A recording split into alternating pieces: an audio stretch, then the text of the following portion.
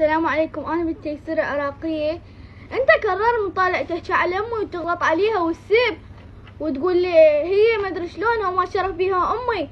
شلون تحكي هيك على امك؟ انت عود رجال وزلمة، والله ما اعتبرك اخوي. ولك ذيك المرة من طلعت بلقاء انا ابوي كان ماخذني وما ادري لو اني يمها كان عرفت اتصرف، بس هذا الحكي صار قدامي وانا شاهدة. ولك كرار تتذكر من كانت تعطيك فلوس وتقولها اني مريض وما عندي فلوس؟